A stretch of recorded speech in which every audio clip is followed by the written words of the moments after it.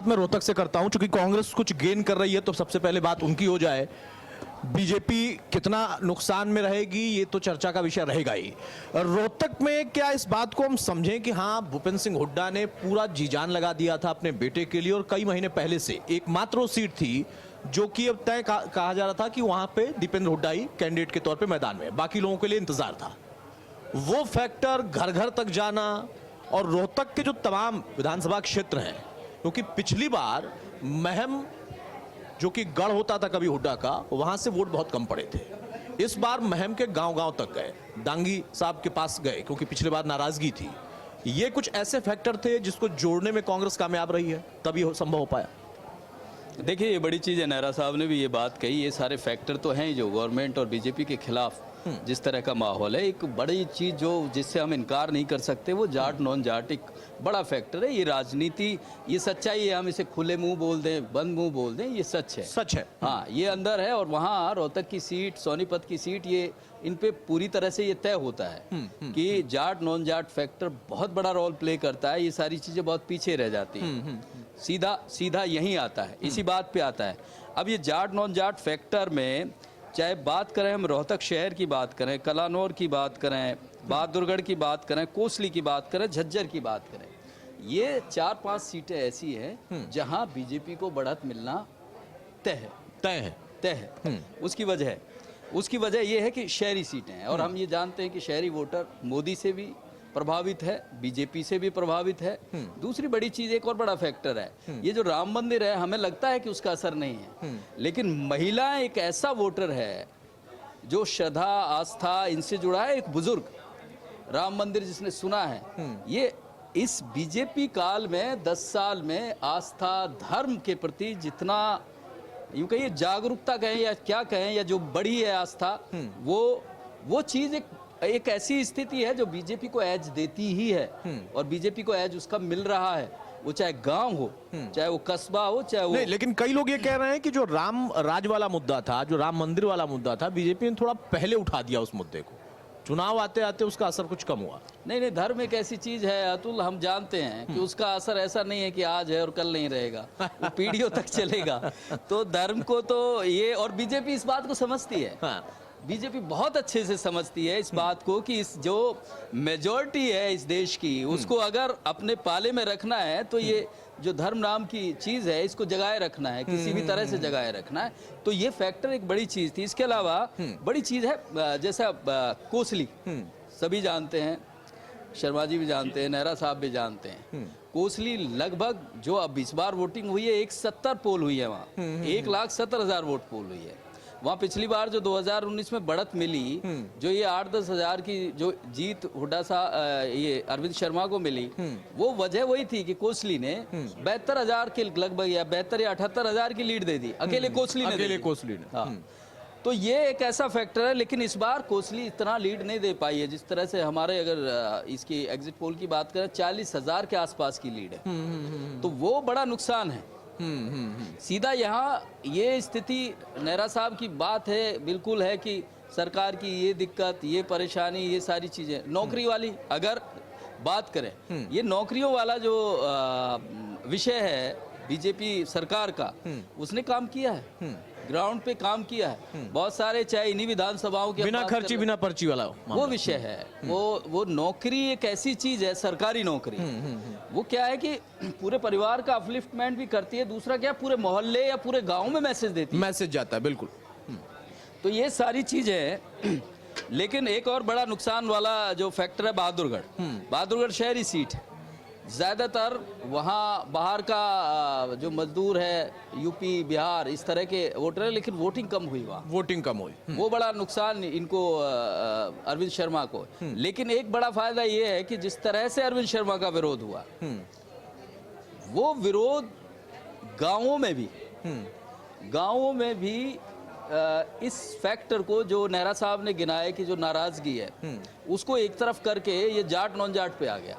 तो ये कहीं ना कहीं ये स्थिति है, इसलिए ये कांटे की टक्कर है। और ठीक है सुभाष जी, आशुतोष जी, रोहतक पर ये टिप्पणी आपकी मैं चाहूंगा कि जो कॉम्बिनेशन इस वक्त बने, कांग्रेस की तरफ से बनाए गए और जो बीजेपी ने उसकी काट निकाली, उसके बावजूद क्या ये सीट फंसी हुई दिख रही है और हमारे एग्जिट पोल में तो ये जाती हुई दिख रही है बीजेपी से।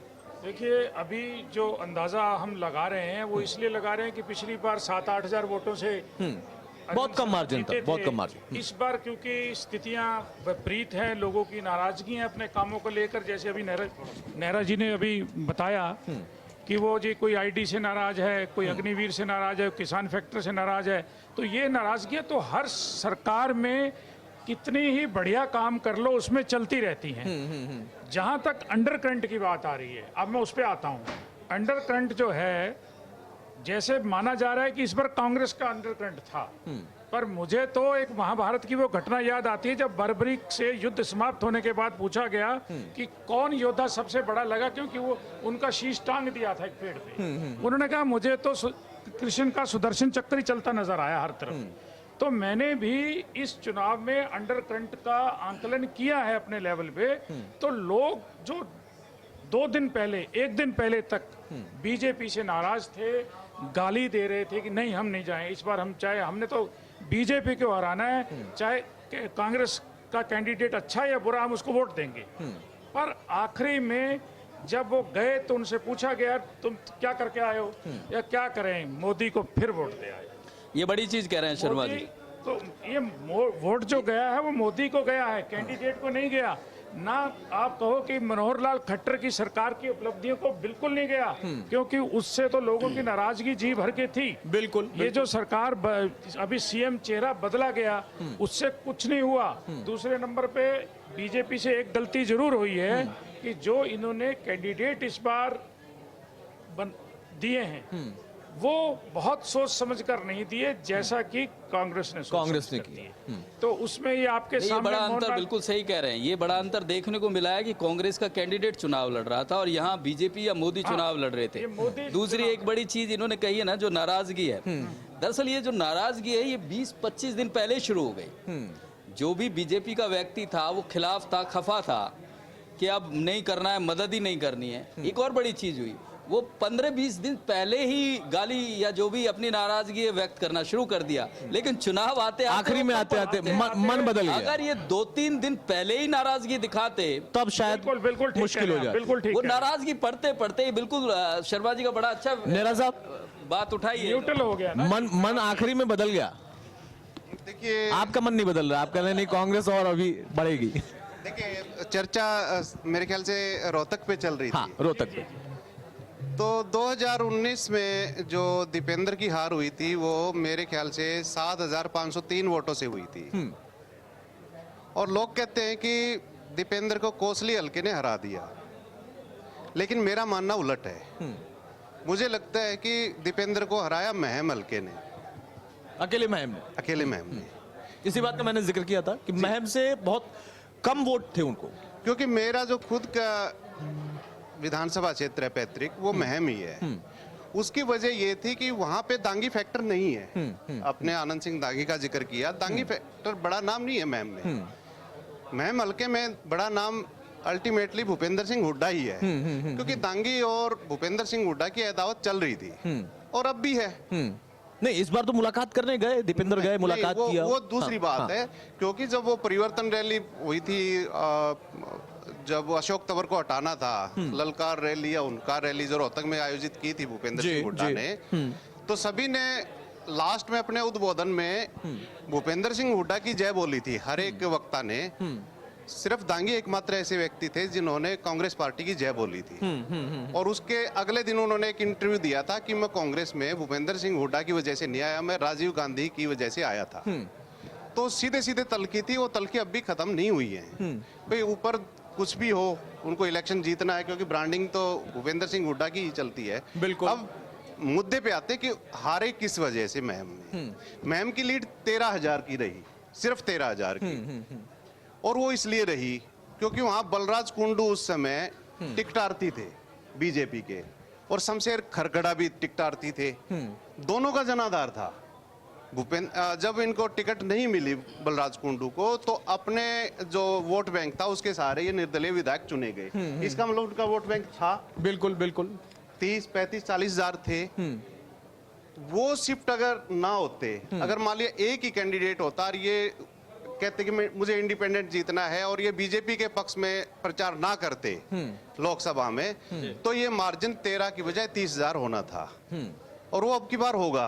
वो आप अगर डेटा देखेंगे जिस दिन रिजल्ट आएगा, तो महम में थंपिंग मेजोरिटी मिलेगी दीपेंद्र हुड्डा को, और यही कारण रहेगा।